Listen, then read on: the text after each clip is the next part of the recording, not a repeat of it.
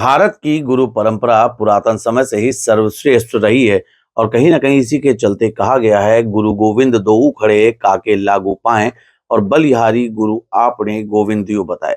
निश्चित ही इस बात को लेकर अगर विश्लेषण करें तो साफ तौर पर यह बात निकलती है कि गुरु से बड़ा स्थान किसी का नहीं है। गुरु शिक्षक, अगर शिक्षक की बात आती है तो वर्तमान समय में शिक्षकों का मुद्दा बहुत ज्यादा हावी चल रहा है।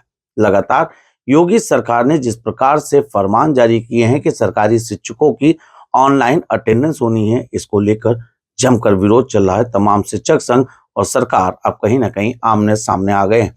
लेकिन इन्हीं सबके बीच में भारतीय जनता पार्टी के ही एक नेता शिक्षकों के समर्थन में उतर आए हैं। दरअसल गोरखपुर फैजाबाद क्षेत्र के एमएलसी देवेंद्र प्रताप सिंह ने एक पत्र मुख्यमंत्री योगी आदित्यनाथ को लिखा है। इस पत्र में क्या कुछ है, हम देंगे आपको जानकारी। नमस्कार दोस्तों, मैं नितेश मिश्रा शांडिल्य और आप सभी देख रहे हैं अनादि टीवी का डिजिटल प्लेटफॉर्म। जैसा कि आप सभी जानते हैं कि वर्तमान में ऑनलाइन अटेंडेंस को लेकर योगी सरकार सख्त है। वहीं लगातार इस बात को लेकर मांग की जा रही, शिक्षक संघ लगातार इस बात को लेकर मांग कर रहे हैं कि आने वाले समय में या वर्तमान समय से ही इस आदेश को निरस्त कर दिया जाए।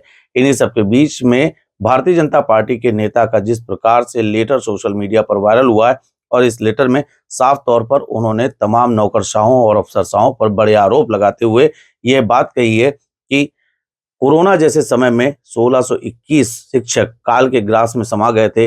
इसके साथ ही कुछ ऐसा समय आया जब सरकार ने शिक्षकों को टैबलेट वितरण करने के निर्देश दिए थे, उसमें भी अफसरशाहों ने जमकर लूट घसोट की थी। ऐसे तमाम आरोपों से लदा हुआ यह पत्र सोशल मीडिया के गलियारों में खूब ज्यादा तैर रहा था।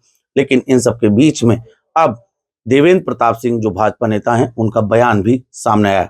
अनादि टीवी ने जब उनसे खास बातचीत की तो वो अभी भी अपने उस बयान पर कायम है।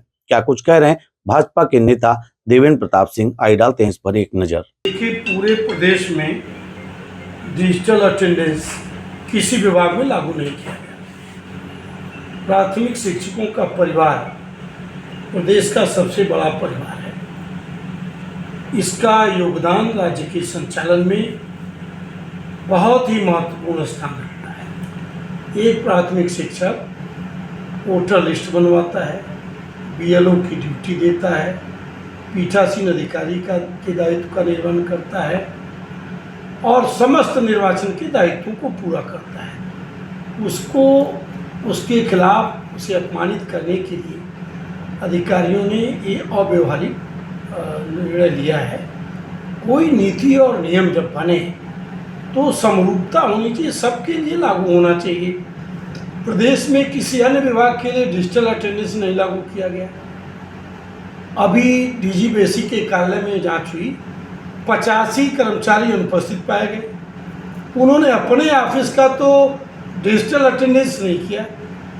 वो शिक्षक समाज जो कोरोना काल से लड़ते हुए चुनावी ड्यूटी दिया और 1621 शिक्षकों ने अपना बलिदान कर दिया, अपना जीवन लोकतंत्र के लिए कुर्बान कर दिया गया। भाजपा नेता ने अपने पत्र में इंगित किया है कि, और ये इंगित करने का उनका जो इशारा है वो साफ तौर पर सीएम योगी की तरफ है। उन्होंने कहा कि एक समय था जिसमें जनता आपके कानून व्यवस्था, आपके निर्णयों की जमकर सराहना करती थी, लेकिन भ्रष्ट अफसरशाही की वजह से कुछ ऐसा माहौल हो गया है कि अब जनता में आक्रोश पैदा हो गया है। साफ तौर पर बीजेपी नेता अफसरशाही को लेकर इस मामले पर घेर रहे हैं और कहीं ना कहीं इस बात पर लगातार जोर भी दे रहे हैं कि ये जो कुछ भी फैसले हैं ये लगातार अफसरशाही दे रहे हैं।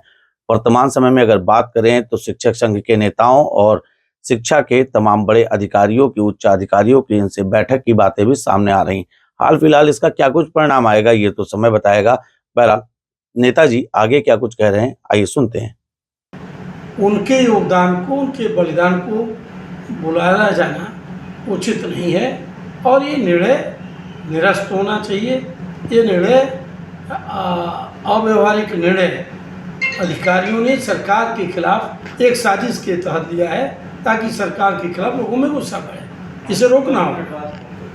बात की जाए तो कल बैठक हुई थी, भारतीय जनता पार्टी की एक बड़ी बैठक थी और कहा जा रहा है कि इस बैठक में आत्ममंथन हुआ। जैसा कि पहले बातें चल रही थी कि विरोधाभास है, संगठन और सरकार में नहीं बन रही है, उस बैठक को लेकर क्या कुछ नतीजा निकला? देखिए, कोई विरोधाभास नहीं। हम सब लोग चाहते हैं कि 2027 में भारतीय जनता पार्टी की सरकार बने।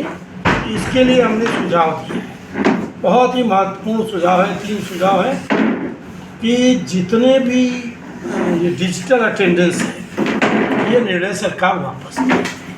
साथ ही पुरानी पेंशन योजना लागू करने पर सरकार को विचार करना चाहिए, आत्ममंथन करना चाहिए। 25 साल की सेवा के बाद तदर्थ शिक्षक नौकरशाहों के बदनीयती के कारण सेवा से बाहर कर दिए गए। माननीय सर्वोच्च न्यायालय ने आर्टिकल 142 में सरकार को असीमित अधिकार दिया और कहा कि सरकार और आयोग दोनों मिलकर तदर्थ शिक्षकों की समस्या का कोई समाधान निकालें। यदि इस समाधान के निकालने में सरकार नियमों में तोड़ मरोड़ करेगी, उसके खिलाफ कोई आएगा तो मैं उसे नहीं सुनूंगा। इसके बावजूद भी पहले ही मंशा जाहिर कर दिया सुप्रीम कोर्ट ने कि तदर्थ शिक्षकों की लंबी सेवाओं को देखते हुए हम इन्हें बाहर करने की मंशा नहीं रखते, लेकिन नौकरशाहों ने बाहर कर दिया।